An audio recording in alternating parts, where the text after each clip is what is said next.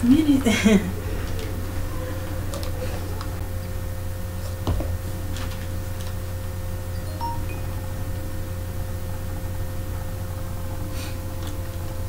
All right, live action.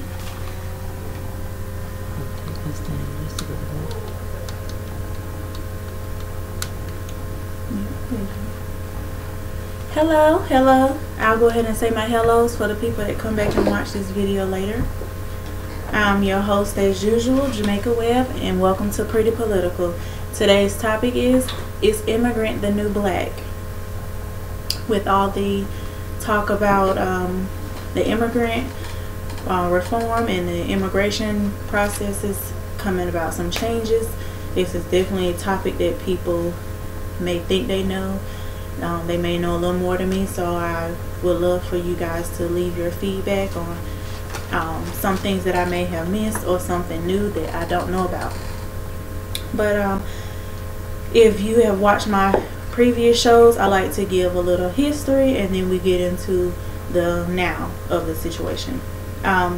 When it comes to immigration reform and the acts of the 60s, the civil rights movement played a critical part in how all of these decisions were made as far as social justice went. So we have to speak on the civil rights movement in order to understand how we got here today. If you don't know what the civil rights movement is, we're going to cover that as well. I'll just give a little brief background on that. The civil rights movement was a struggle for social justice in the 50s and 60s for specifically black Americans to gain equal rights under the law in the United States. After chattel slavery, black Americans, they were fighting against discrimination, prejudice, and violence that ensued because of the racism in America. Prior to World War II, most black people had low-wage farmer jobs. They were factory workers and servants. Now, in today's time, one of the biggest things that the liberal agenda pushes is that if we deport illegal immigrants, many of whom work those same jobs, that there wouldn't be anybody to replace them with. But it's clear that we've done those jobs before, so there's no reason why we wouldn't want to take those jobs, especially with the high unemployment rate and low employment rate that black Americans face today, which is, if you saw my previous video, coincides with the lack of wealth that the black Americans have. This is not to be confused with African Americans who are first and second generation immigrants from Africa. I don't want to confuse the two because a lot of times they group us all as minorities, and then that small window of opportunity for minorities, we have to fight against other race and ethnic groups to claim, even though they were put there specifically for us.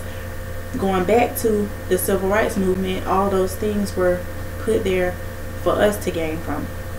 As I was saying, black Americans held those low wage income jobs, and during the Civil War, a lot of government jobs and positions were open which were higher paying, and they also offered benefits that were not given to black people, even though it should have been, but it was not. So black Americans, they threatened to march on Washington to demand equal employment rights.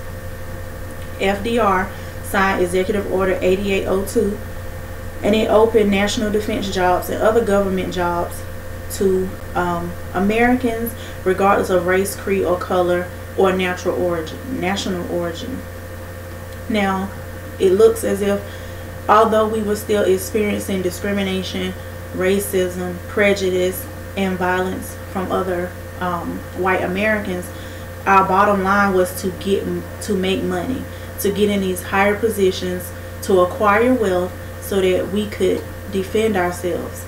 Us not having money has been an issue throughout our history in America, and now we're seeing that the same fight that we were fighting 50 years ago, 60 years ago, is still going on today. But the underlying issue is that that fight has always been for social justice for everyone. But saying that's like saying all lives matter. All lives are supposed to matter, and they do matter to a certain degree. But when you're constantly being told we have to fight for everyone, but you're the one that's left at the bottom of the barrel, it becomes apparent that everyone is not equal. So before we can fight for everyone, we have to fight for ourselves first. And that's one thing that the liberal agenda, their platform, is not to put black people in a position to have power for themselves. They want us to spread those crumbs that we supposed to be getting across to everyone, even people who did not fight the way that we fought. They did not go through the things that we went through. And for America to be so bad, people are pouring into our ports every day and wanting to become American citizens, but telling us that if we decide to fight for ourselves, that we're being selfish, we're xenophobic, we're sexist, we're racist. And if that's the case, then why are you here? Why do you come here? And if there's so much wealth to be gained, which is why people come here, because we had a dip in immigration during the recession times. A lot of people stopped coming because we were in a recession, which means people come to America to make money. So why aren't black Americans who helped build who our ancestors helped build this country, why aren't we bringing in that same amount of wealth that people are coming here to get? Why are we the face of government programs and government assistance? I don't really think it's fair to bring up somebody else's issues before ours have been dealt with correctly. Because having consumer rights, which is all we got from the civil rights fight, was being able to shop in stores. There was a time where black people couldn't try on clothes. You had to trace your foot on a piece of paper and take it to a store for them to match your shoe size, because they wouldn't allow you to put the shoes on your feet. That's consumer rights. You know what I'm saying? That's not, somebody's not going to like you because a policy gets put into government that says you have to serve this person. They still won't like you. I wouldn't even want to be around somebody who didn't like me. Now, when we get outside of that you have to classify those things as discrimination and prejudice. Blaming everything on racism and keeping our eyes on, oh well, they're not black so they don't support us. You have to also look at people who share your skin color and say, hey, are the things that you're asking me to help you do, is it to help you or is it to help both of us? Because I don't really see much benefit out of me fighting for immigration when it's clear in the numbers that the more immigrants you have, the more competition minorities have amongst each other. Excuse me. I want to take like a look at some of the things that we've had go on, like in the fight for just to be here. We've done the work. Black people throughout history have done the work to earn rights to be here, and then you have people that come in and want to hijack our fight and say, hey, we went through the same stuff. Okay, well, that's something you should be fighting in your own country. Don't come here and try to make it seem like we're all together in this. And when you look at the census, you have a lot of black immigrants marking white. So even if they do come into wealth, it doesn't count towards the group that they claim to be in. It counts towards their group of whatever that is. When you look at music, you have all of these whitewashed artists sounding black. They have that black sound, and we know what that black sound is. When you hear a song and you automatically assume that that person is going to be black, and not just in the sense of dark skin, because I am black. My family is black. Of course, throughout history we have mixed with other races and become, an array of different colors, but I still stand with black people first. I'm not African American because I don't have family in Africa that I can call. That's how I look at it. If I can't call my grandma in Africa or my uncle or my cousins in Africa, then I can't associate with a culture that I know nothing about. I don't speak any African languages. And although I love this dress because a lot of people see me with my hair wrapped when I'm not wearing a wig, or I don't want to wear my hair out. I'm a hairstylist by trade, so one of my jobs is, you know, making women look good. So I don't get caught up in the wigs and the weaves and all that stuff. I do feel like you shouldn't be so attached to it that you can't go outside without it. But outside of that, it's just a form of fashion for myself. But if I wear this dress, I get a lot of "how you doing, sister?" I get a lot more warm welcoming because I am showing off this African culture, because we have gotten into our heads that you have to be attached to a different country or your roots in order to be a whole person, when in actuality our roots are here in America. But I'm getting away from that. You see, in music we have a lot of these whitewashed artists. Adele, if you don't see Adele and you just hear her voice, you assume she's black.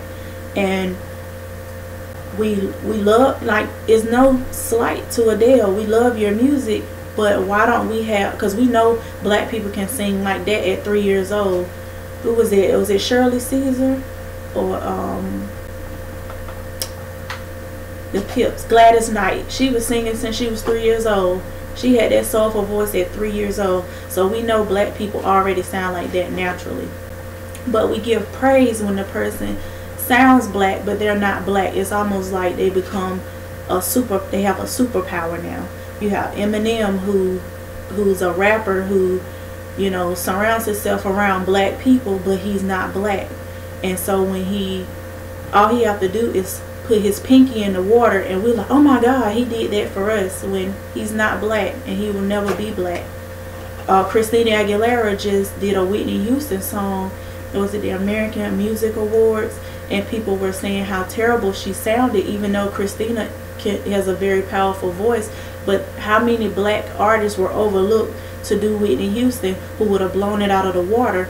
But for some reason we keep choosing these people who appeal to a black audience but they're not black. And that's what you get with immigration. You get people who have your same skin color, but they're not here to fight for black Americans. They didn't cross waters and come to this country to say, I'm tired of black men being shot down in the street.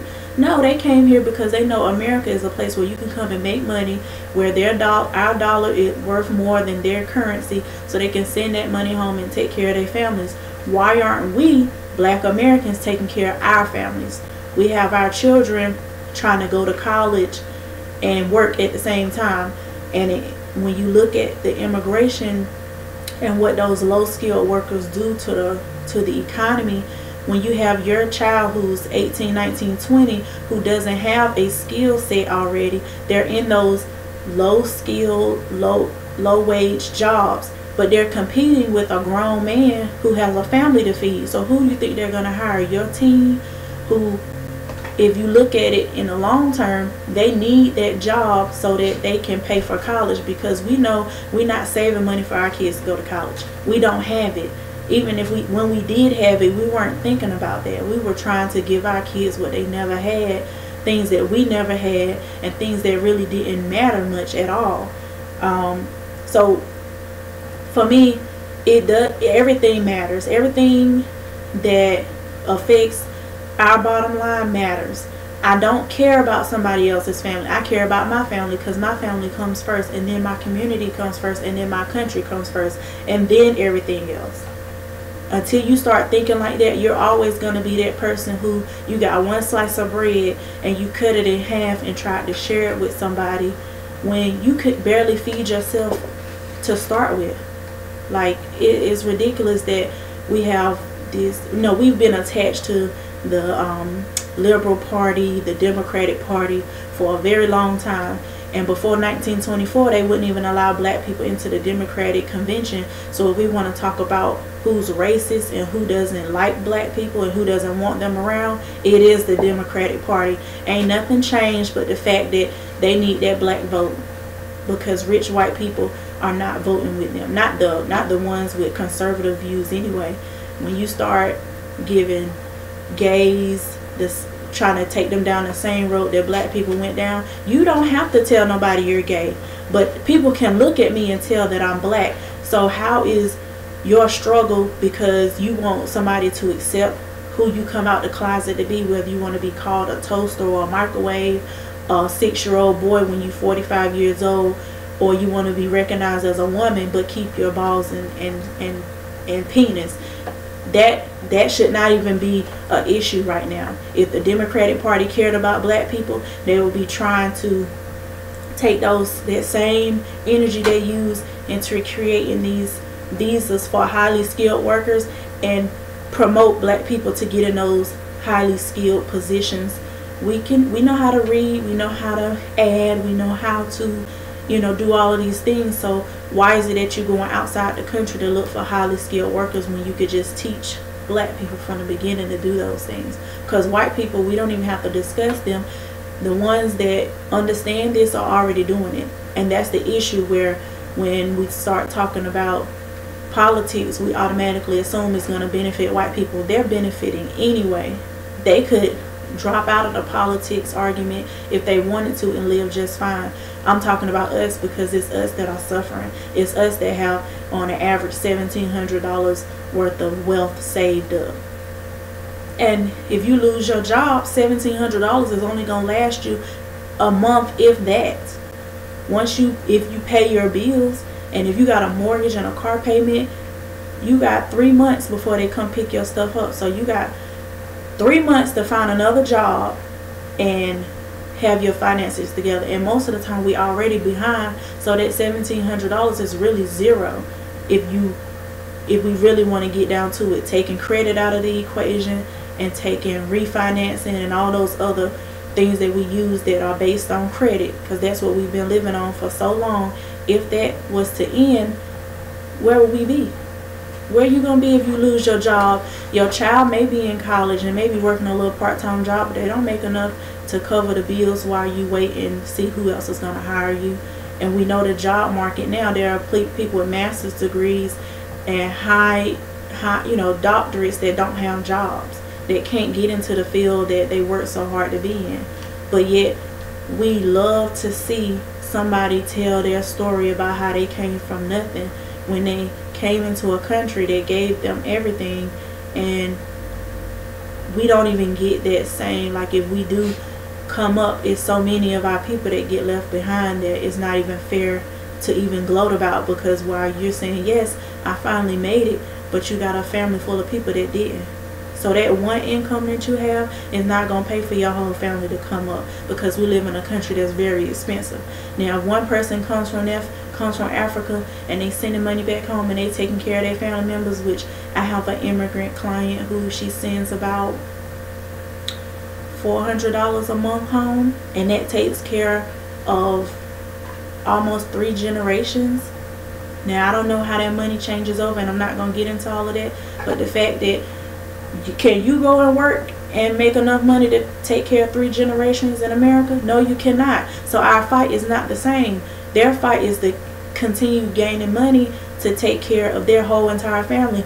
Our fight is just to be able to put food on our single family homes table, and it may just be one person employed in the house, and then we have our health issues on top of that, which health care is going through the roof now in California, which is one of those sanctuary states that said F what the federal government says. If you're an immigrant, you can come here and be safe and not have to worry about being deported. They now are charging you 4% on your food bill in a restaurant to pay for health care, because they can't afford to pay for health care for their employees, but they can afford to keep bringing people into their state. It does not make sense at all. I'm just not understanding how any of this stuff works. But when we just look at the areas that we used to dominate, sports and music, those 2 fields are already being taken over by people that are not real black people. And there's no slight to anybody, but when we say real black people, we mean people that look black. They got the black hair that frizzes in the rain. We talking about people who are not aesthetically pleasing or what people would say is a great example of representing black people. An example of that is we had Rosa Parks, who sat down on the bus and wouldn't get up and was arrested, and they got the civil rights movement going. That was like one of the first things that they did to push their political injustice agenda. But before Rosa Parks, we had Claudette Colvin, who was a 15-year-old student who didn't give up her seat. She did the same thing Rosa Parks did 9 months before Rosa Parks did it. But they didn't use her as an example because Rosa Parks was older. They said that a teenager was less likely to be accountable or dependable. They couldn't use her to be reliable to push their agenda. But Rosa Parks also had the right skin color and the right hair to look like a middle class person, to appeal to the people who really could make change. You were trying to appeal to poor people because there's nothing really poor people can do because they don't have any money, which is why the bottom line for black people is get some money. We can't do nothing until we get some money. And while we're allowing other people to come into our country and into our community, even because the stores in our neighborhoods, you don't see black people owning any corner stores. They don't own any gas stations. They don't own any grocery stores, any farmers markets, any of those. We don't own anything. Like, if anybody, I'm sure everybody know one person, but do you know, I know all of the store owners in my area by name because I visit those stores, but I don't know any. I can't name the same amount of black people doing those same things. Maybe in other places there are, but in Durham, North Carolina, I don't see any. I see a Latino credit union downtown. They have like 4 grocery stores where if you want to get fresh produce and everything, you can go there, where the people speak Spanish, so the person don't have to come in and find somebody who speaks their language. Like, if anything, I may have to go in there and find a person that look like they speak English, find the youngest person in there because they're going to speak English. Like, it's all around us, and I'm not gonna feel bad about fighting for black people because that has not been happening, and we've been giving our vote to a party that really don't give a damn. Like, they really don't. They take it to sports. Colin Kaepernick is the face of social change and injustice, but Colin Kaepernick is not real black. He's mixed. And when you look at that, like, you go and look at his family, did his family look like your family? Like, for some of you, maybe, because a lot of us are mixed now, but like, there was other people who probably stood up and fought, but because they didn't fit the image, like Rosa Parks fit the image to be the face of something, those people didn't fit the image, so they did not get to really be taken seriously because nobody wants to hear the regular black person speak. They don't want to hear them sing either. You know, we would much rather see, who's new now? We got Cardi B and Bruno Mars. Their video is like a rendition of In Living Color, which was a black show. A lot of people are taking, they feel a certain type of way because Cardi B is not black, and I love her. Like, I like her as a person, I like her music, but I also had my own thing to say about it. I said, if it wasn't for our immigration policy, Cardi B wouldn't be here to break Lauryn Hill's record. So while people are like, you can't compare them to, and Lauryn Hill's a real artist, that doesn't matter. In 50 years, that won't matter. Lauryn Hill record will no longer be talked about. Most people didn't even know that she even had that record until Cardi B broke it. But the bottom line is, we have too many people that are in love with black culture, but they're not in love with black people. And we kind of like just jumping on the bandwagon of the Democratic Party, which pushes that they all for immigrants. So yeah, you're gonna see, and that's part of the reason why I like Cardi B, but I don't like her, because if she does speak out politically, she is gonna be all about, justice for all, because she is one of those for all, but justice ain't never been just for us. Like, can we get ourselves level and settled and on a, getting everything that we need before we start worrying about somebody else's needs? I understand right now it's cold as hell outside, and there are homeless people that are freezing to death, but would you bring one of them into your home? No, you won't. And it don't make you racist. That don't make you prejudiced, sexist, xenophobic. That doesn't make you anything but a regular damn person. Like, I'm sorry, I'm not bringing strangers into my home. I'm sorry it's freezing. But I did everything in my power to make sure I wasn't one of those people on the street. Now, you won't get into a bum's background or a homeless person's background, but that's really not my problem. One problem that we should be thinking about, if you look at Baltimore, schools are freezing right now. That's like a hot topic right now. A lot of schools don't have heat, which confuses the hell out of me, because in my apartment, if my heat doesn't work, that's a thing that the government, I'm not the government, the law says my landlord has to come and fix my heat right then. It ain't no hesitation. It don't matter if they got the means to fix it or not. They better come out and do something, or it's gonna be an issue. You know what I'm saying? Like, we have all of these things that we are being asked to look at as the issue, and we got much bigger issues going on. But I'm gonna get back to strictly what's going on with the immigration reform. Now, right now, most people don't read the bills that are being passed. They just watch the news, and they let the news get them talking points, and, you know, tell them what they should think about it, and get them highlights that are being that are very biased to their agenda. One thing that President Trump is trying to do, he wants to prioritize the people that do get green cards as being financially self-sufficient, highly skilled, and speak English. Like, I'm sure a lot of people are tired of going somewhere and realizing, or somebody call you, a bill collector call you, or you call into customer service, and the person speaks terrible English. Like, put me on the phone with somebody who can understand me, because I don't want to have to keep repeating myself, and you repeating yourself, with you saying the same thing over and over again, and I still don't understand you. And there's nothing to you, but put me on the phone with somebody who really speaks English. There's plenty of people looking for jobs. Why are all the jobs given to people who speak English as a second language that you can barely understand? Like, I'm just not understanding. Put me on the phone with a robot, I don't care, but get me off the phone with somebody who is pissing me off. Like, all I need is this one thing fixed. I got one question, and you really can't answer it because you don't speak my language. You're not a part of my culture, so you don't understand what I'm talking about. He's also denying green cards to adult children and extended relatives of current green card holders. Right now, one person can come here and they could become a legal resident, or even become a naturalized citizen, and then they could just keep bringing people into the country under that one visa. That does not seem fair. It's already enough going on here to where we're bringing in more and more people for what? Where the jobs at? What are they coming here for? The result, if it becomes law, would reduce the number of green cards issued from 1 million to 638,000 in its first year.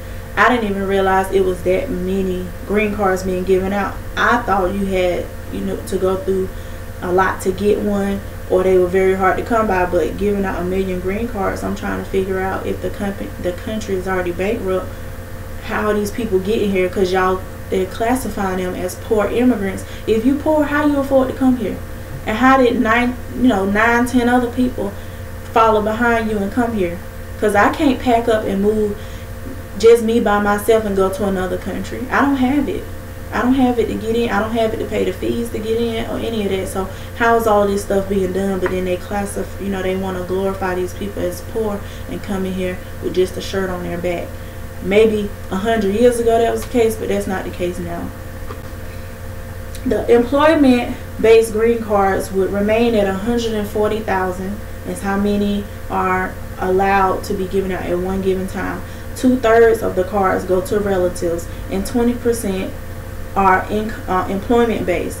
The rest are issued in lottery to refugees and on other grounds. So it's like a small amount of people that are coming here fleeing from a war-torn country, but they try to act like that's why everybody's here. Everybody is here because they're here for a better life.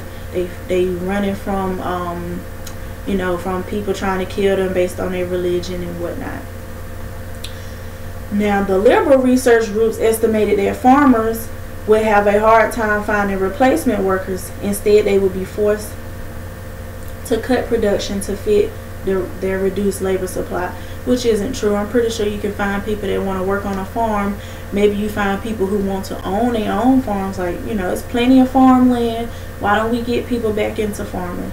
We got a school in Greensboro, North Carolina, that's the Agriculture and Technical College. Let's get some agriculture back in. Let's get people back growing their own food, because we already know what's going on with our food. It's killing us. Now, I feel like the youth, they're the ones that are, you know, are competing the hardest against these low-skilled immigrants that are coming in, which is the majority of the people. So when your child goes off to college while you're trying to struggle to pay for them to go, you don't have money to give them while they're there, so they go and get a part-time job. Again, how are they going to compete for a job when you got grown people who got a family to feed trying to get that same job? Like how you used to be able to go get a job at McDonald's and work a couple of hours a week and be able to, you know, have a little money while you in school. Those days are over now, because you got grown people that are competing for those jobs.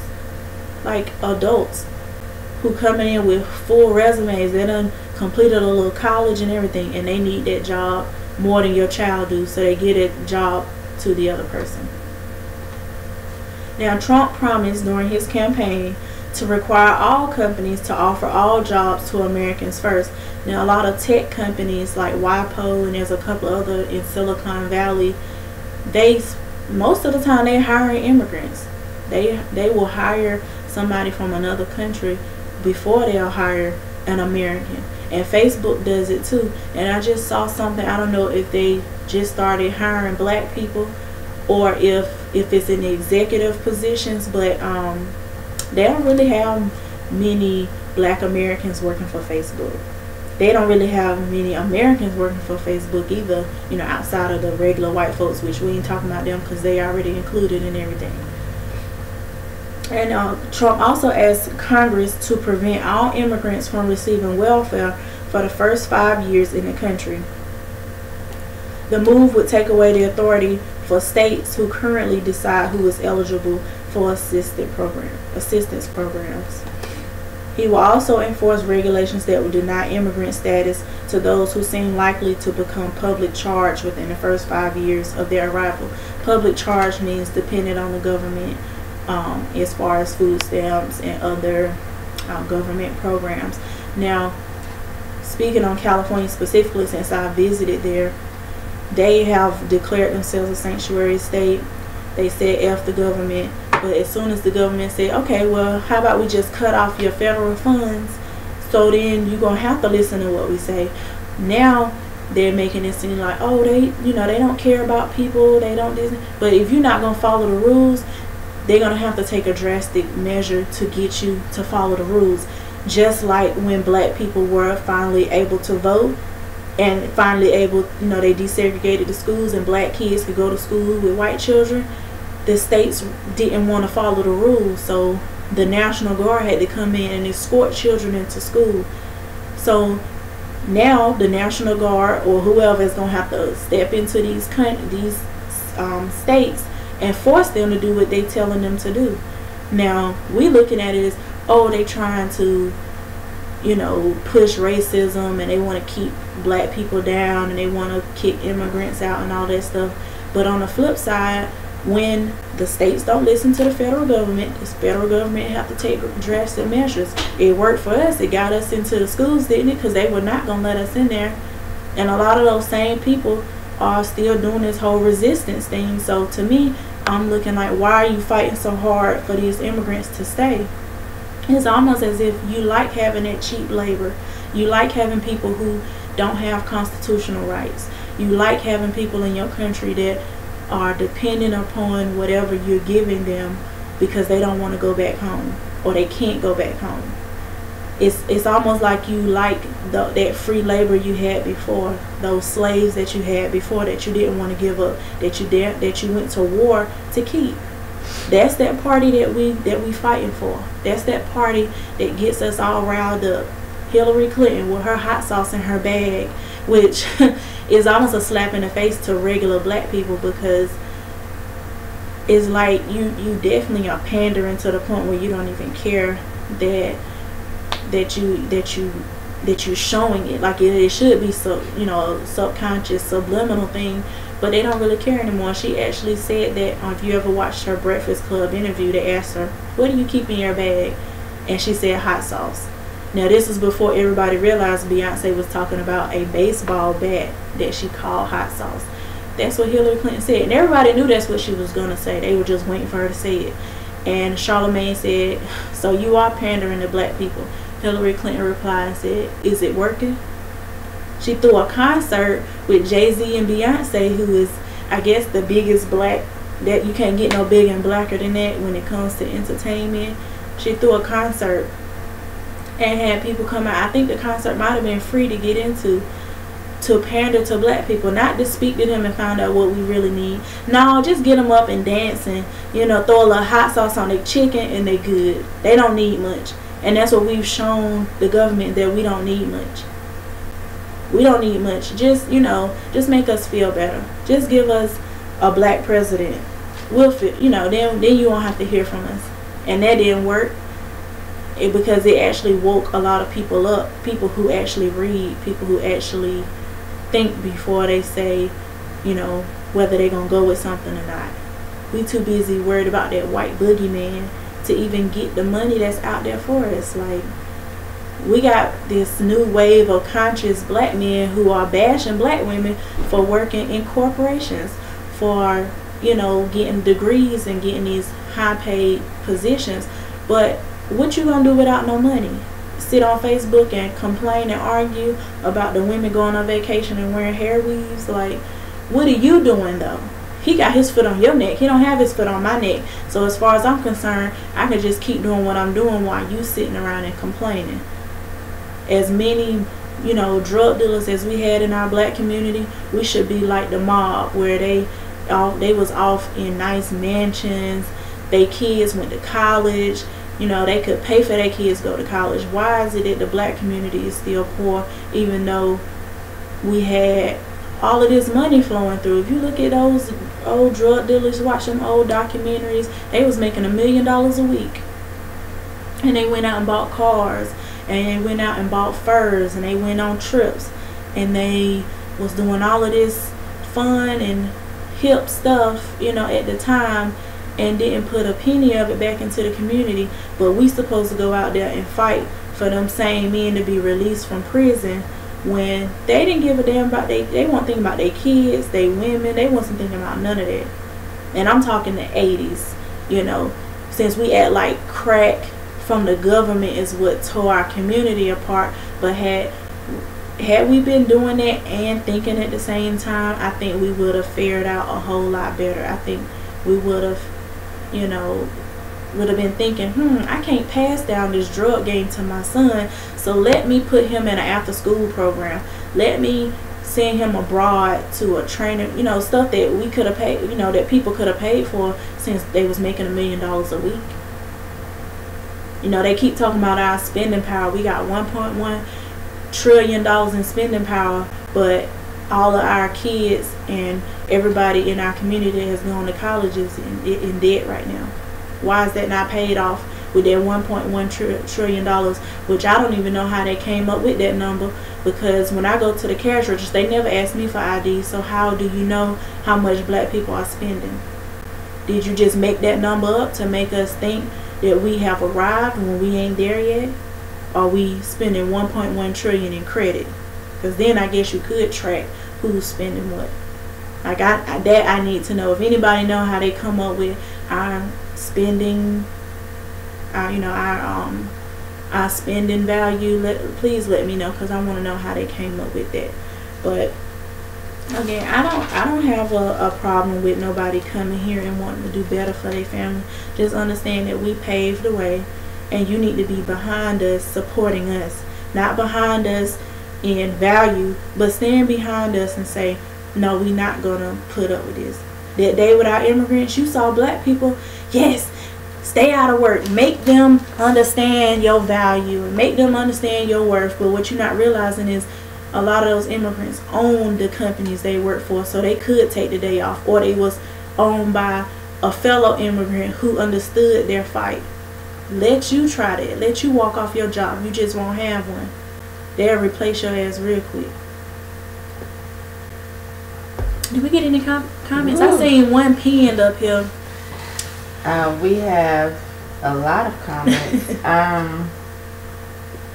So much. Somebody wants to know, do you know how much green cards cost and how profitable they are for the United States? Well, I do know they say that immigrants bring in 28 million a year. That's how much they put into the economy. I know it's like, I don't have my phone out, so I can't even Google that for you, but you should look it up too. But I know you do have to pay when you enter the country. You paying a fee. Every time you apply, you're paying a fee for that. And then I remember this African lady, she worked in a salon that I work in now, and she actually was arrested because she was doing some fraudulent immigration stuff, trying to get people over here, fake, you know, documentation to get them a visa and whatnot. And a lot of that is why people are cracking down on immigration now, because a lot of the people are lying about their age. That's how they got to qualify for the DACA program, because you got, if you're under 31, so these ain't little kids that people are gonna have to leave when they leave the country. These are grown ass adults. You 31 and you talking about you was brought here as a child and this is the only country that you know of. But if you came here at 4 or 5 years old, you already knew your history, you knew your culture. You was already well endowed into your culture. And if you've been taking care of a family back home, you can just go on back home. Lawrence says they are still having to amend the voting rights every so often for blacks to be allowed to vote. Is this really citizenship? And they not doing it for black people to vote. They doing it for people without IDs. Who black you know ain't got no ID? If we applying for government assistance, you gotta have an ID. If you're applying for a job, you gotta have an ID. The only people that don't have an ID are illegal immigrants. And now they, in certain states, they are being able to get a driver's license. There was even a rumor that said, oh, I didn't go and look for it specifically, but a lot of people are saying that Obama pretty much told people, go on and vote. Ain't nothing gonna happen to you. So that's where the voter fraud come in, where if you're not a United States citizen, you shouldn't be allowed to vote. Why would you vote? Why would you be allowed to vote and then it benefit you, but you're not a part of the country? Because you can always just leave and go back home whenever you feel like it, after you done came and helped make decisions that don't affect you. Robin wants to know, don't you think you should have researched how much a green card costs when discussing immigration? No, I don't, because I'm not trying to help people get one. I didn't research it because that's not what I'm here to talk about. I'm here to talk about the face of immigration being the fight of the civil rights now. That's what I'm here to talk about.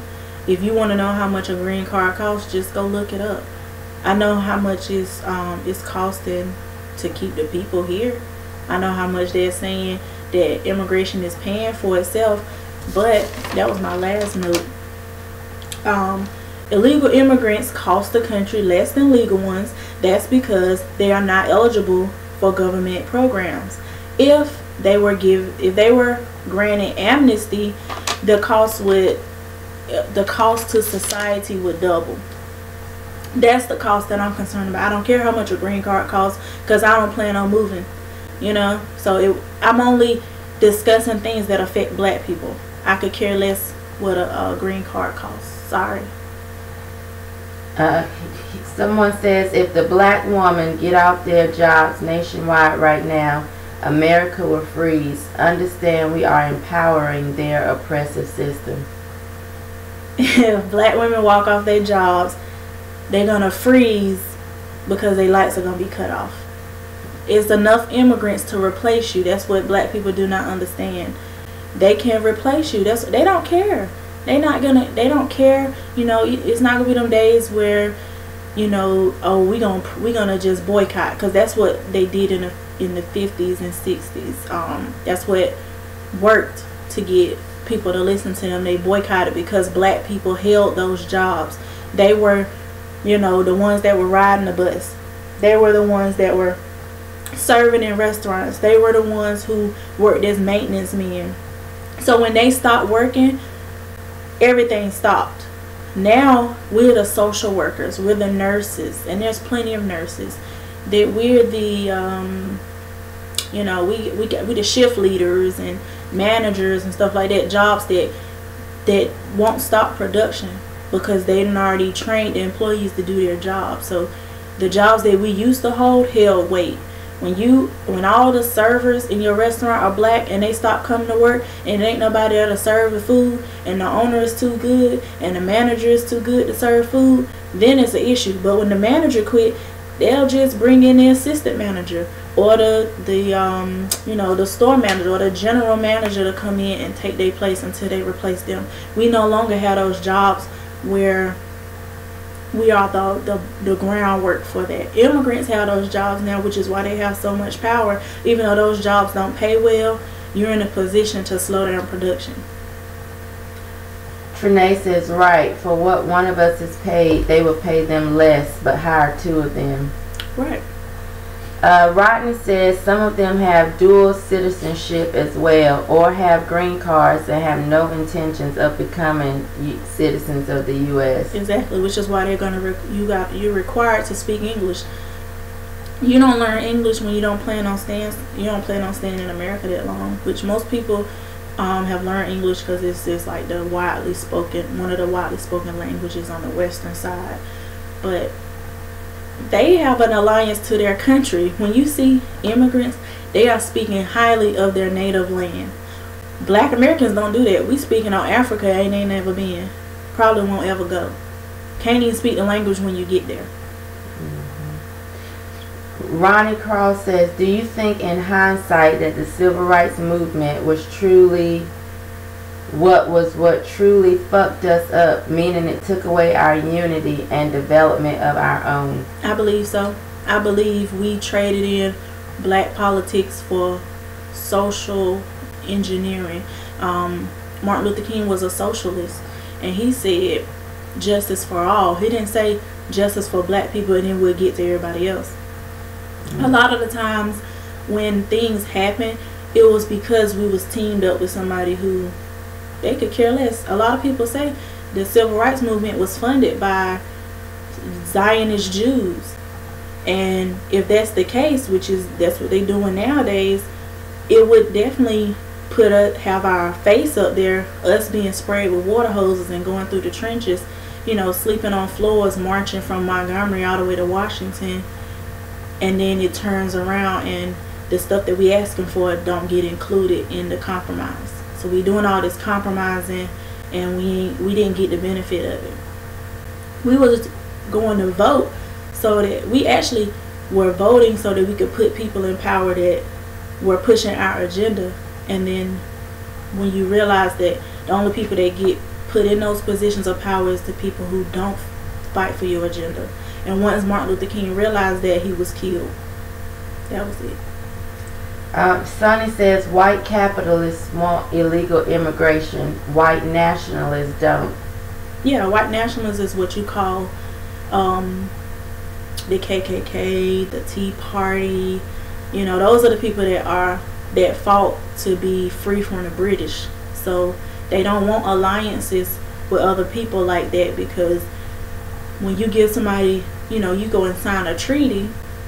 Look at the Indians. You come in, teach somebody how to feed themselves off your land and how to live and work your land and get them a little patch of area that they can use, and then they kill you and take all of it. Well, we just ain't dead all the way yet. You know.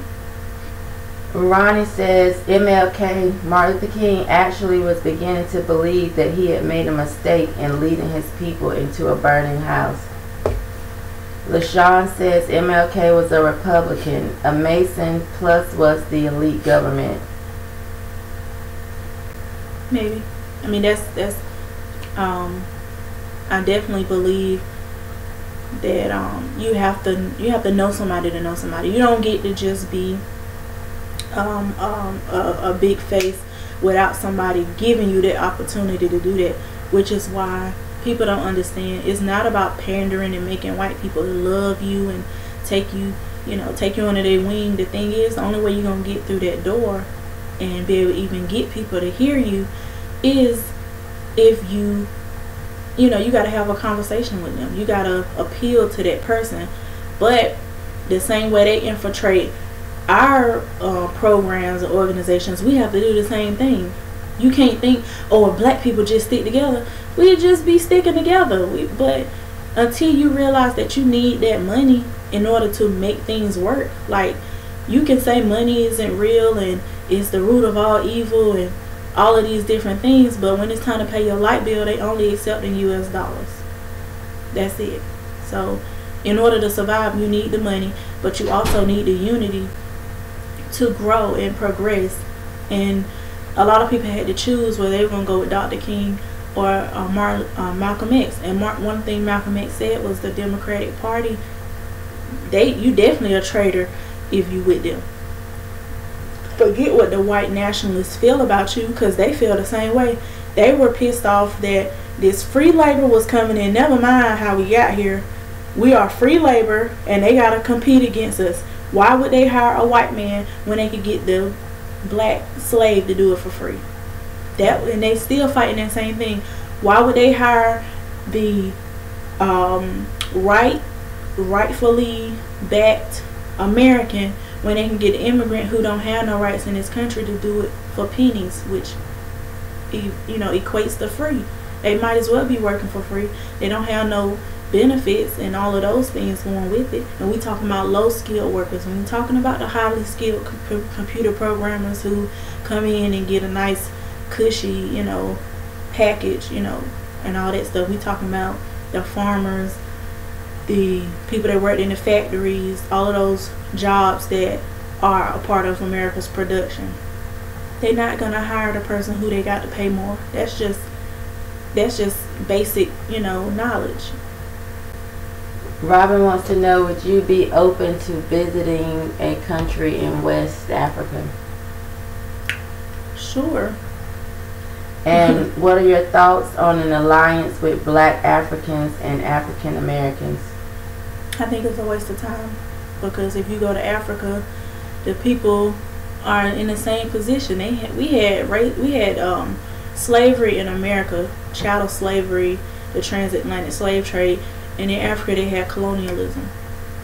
So who you gonna go over there and team up with? Because if black Africans was doing so great, they wouldn't be coming to America, and they wouldn't be going through what they're going through in Africa. Just being black is not enough for me. I'm more focused on what I can change in America, because I can't go to Africa or even relate to somebody in Africa. I don't know what they got going on over there, but that's not gonna really help me.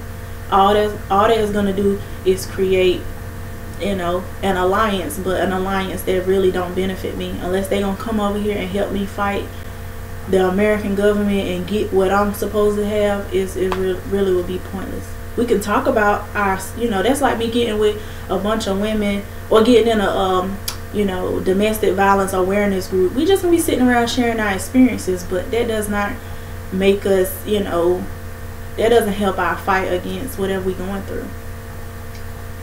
Lauren says, yes, sister, money is being sent back to their countries. Our issues as blacks is only our issues.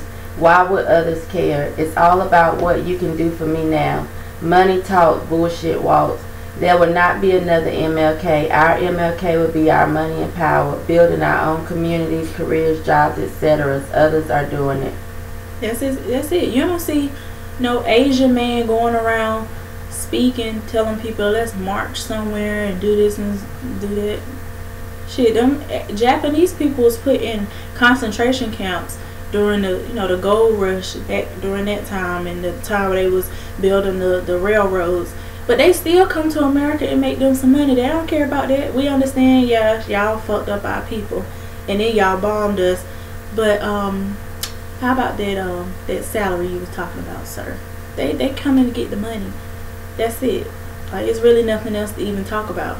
I don't care about nobody's feelings. I don't care if I go in the store and the person don't want to service me. If I came in here for them shoes, I'm coming to get the shoes. I already know what size I wear.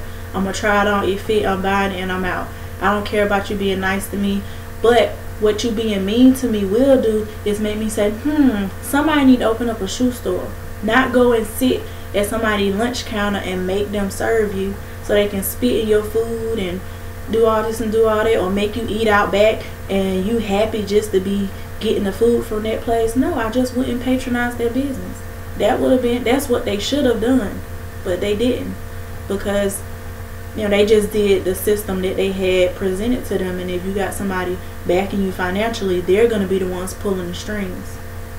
Sonia says the civil rights movement was a very solid agenda. Black folk, as usual, destroyed the benefits of the civil rights movement. The baby boomers, who are currently ages 46 to 64, were the first generation to benefit from affirmative action, which was born from the civil rights movement. Affirmative action yielded jobs, housing, home ownership. Black people went to college in droves and better living conditions.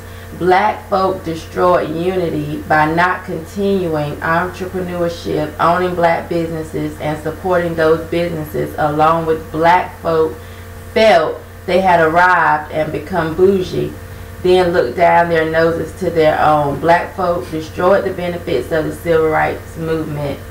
All that was needed, perhaps. A part of that I get. I won't say it's just them, because affirmative action was also for white women and for other races. It wasn't just for black people. And they had affirmative action said black people, then nobody else could have. And then eventually people would have said, well, you can't just say black people, it got to include everybody, because that's still discriminating. But one thing I know, like, we had a Black Wall Street here in Durham, North Carolina, right downtown. But some of the things that I learned about even that segment of the Black Wall Street and black in entrepreneurship and wealth was that they discriminated against the poor black people. So you're absolutely right about that. So when you read about their businesses being destroyed and burned down, it's kind of like, well, maybe if y'all would have been a little nicer to the poor black folks, you would have had somebody to help defend you. But you didn't. You kind of kept your money to yourself. And that's one thing we don't practice enough, is the community. Now right now we don't have enough money to where we don't need outside support. We need other people to support us. The problem is that we don't own anything. We don't produce anything. Like one of the reasons Walmart is such a big competitor is because Walmart has their own distribution line through trucks and through airplanes. So they don't need anybody to deliver their products. They can do that themselves. Amazon is coming up as a big competitor with them, but that's not like, while we sitting around, yes, Amazon's gonna knock Walmart out the park, but they gonna practice the same model of low wage employees who can live off the government, because they still gonna qualify for government assistance. And it's capitalism. Like, if you're in a capitalistic country, you better be practicing capitalism. Otherwise, your ass gonna be on the curb somewhere. You on Skid Row. They got room for you on Skid Row. If you feel like you're not gonna be one of those people who likes to benefit from capitalism. We like to talk. We talking about those people in Libya that are being sold for $400. Those people they've turned into slaves. But we don't really want capitalism to end, because if it did, that iPhone or that Android phone that you're using to view me right now, that computer would quadruple in price, or even more than that. You don't want to pay for what it's really going to cost for everybody to be free. And that's what these people don't understand when they're talking to you about freedom for everybody. Somebody will have to pay for it. If they start manufacturing iPhones in America, they couldn't pay American employees what they would pay somebody in another country. Now they might have it worse than us. They can pay 40-something cents a day, something like that. I don't know if they cost of living is much lower than ours, but damn, I need a real check. I'm sorry, I can bet accept 40 cents a day. Sorry. Someone says, likewise, if we are more sensitive to the African struggle, we could have a 7 million strong black army navy. Get with the plan and join the rebellion. 7 million?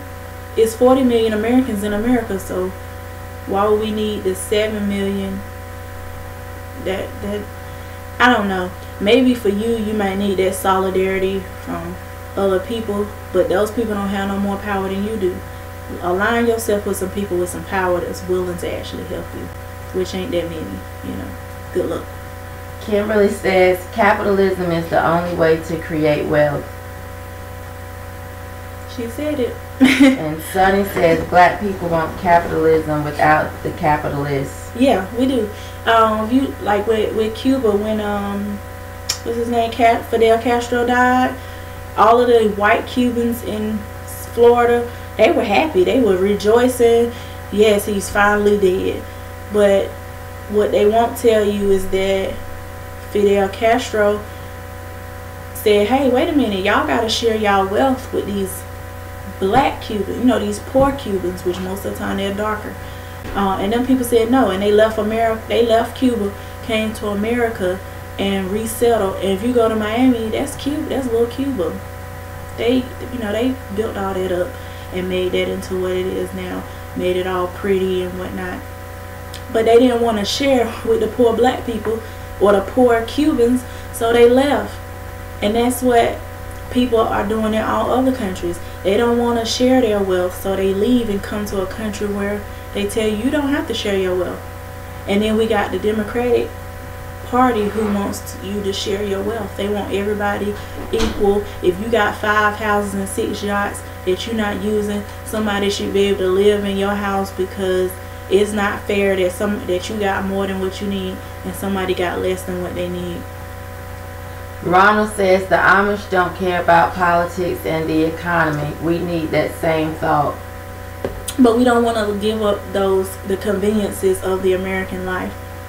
We want to be able to watch TV. You know, we call supporting black people going to see black movies. Even though there's just black people starring in them. Now, when you get a black director, a black production company, all black cast, then you can say you're supporting the black community. But when we have that, i.e. Tyler Perry, it's never nothing to benefit the image of black people, which is what fuels racism.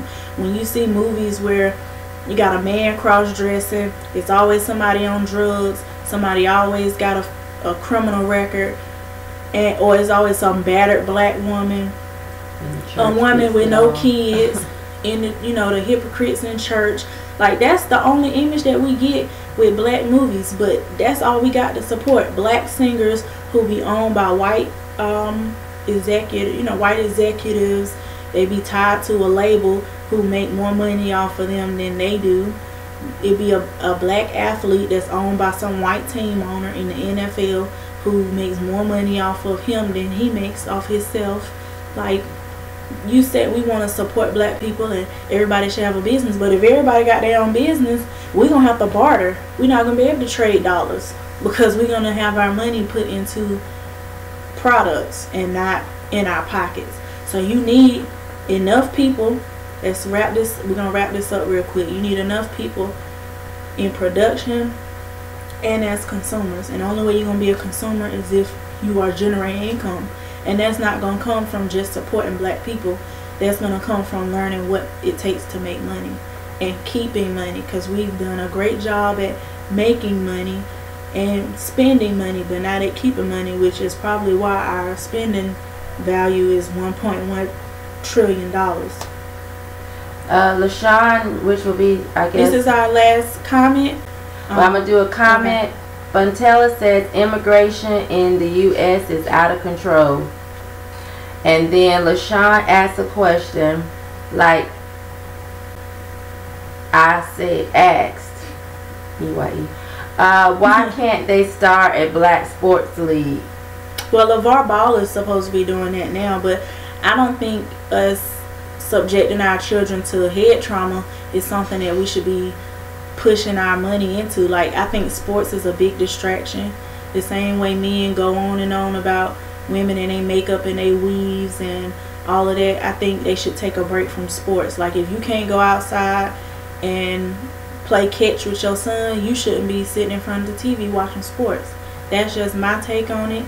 You may feel the way you feel, but I think we should be pushing our children into technology and into these highly skilled positions that they're sending up. They bringing people from overseas to do that our children could be doing. Because most football players retire broke. Most athletes, period, retire broke. Football is one of the biggest leagues where people don't transfer their money into wealth as much as they make while they're in the league. But we have ran out of time. I appreciate everybody for coming in, tuning in, and watching and sharing, your ideas with me. We'll be back next Sunday at 12 p.m. I hope to catch you all again then. If you have any suggestions, feel free to leave a comment in the video. I will go back and read the comments later on. And anything new that comes up in the political news, you guys please, send me a link. You can always come back to the video and leave it under the video. That way I'll know be one central location where I can find it. But again, thank you all for tuning in. We're trying to get black people to where they understand that everybody fighting our fight, and we gotta figure out which fight is, which fight has our dog in it. Again, thank you for tuning in. This is Jamakah Webb signing out. Always remember to keep it naked. And yeah, get your money, man. I guess that's the last point I gotta make, is money is the beginning of all things, as well as the root of evil. Bye.